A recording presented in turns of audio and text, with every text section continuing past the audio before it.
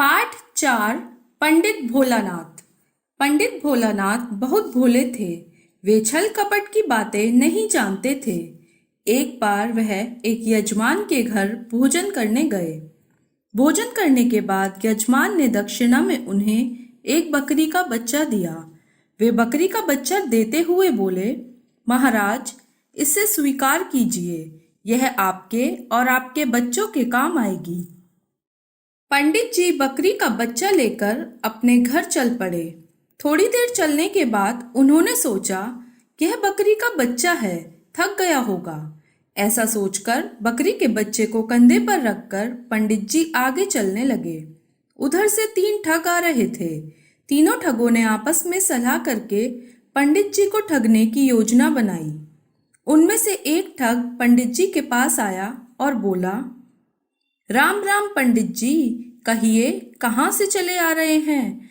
अपने कंधे पर यह कुत्ता क्यों उठा रखा है? कुत्ता नहीं, बकरी का बच्चा है।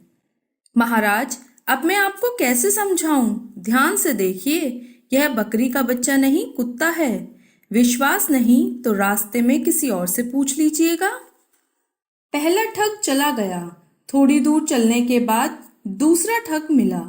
पंडित जी को नमस्कार किया और बोला, पंडित जी, यह कुत्ता आपको कहाँ से मिला? बड़ा अच्छा है। अरे, तुम्हें यह कुत्ता दिखाई दे रहा है? यह बकरी का बच्चा है, ठीक से दिखाई नहीं देता क्या? महाराज, आपको क्या हो गया है? जरा ध्यान से देखिए, यह बकरी नहीं, कुत्ता है। किसी ने आपको धोखा दिया है पंडित जी।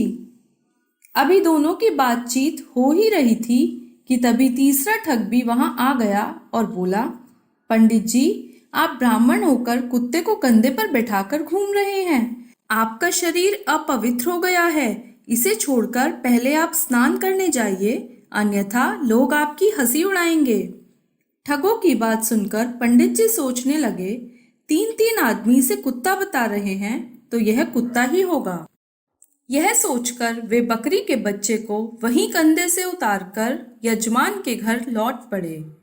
यजमान के घर पहुंचकर पंडित जी ने सारी बात कह सुनाई।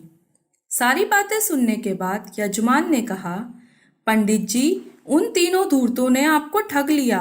वह कुत्ता नहीं, बकरी का बच्चा ही था। आपको उनकी बातों में नहीं आना चाहिए था।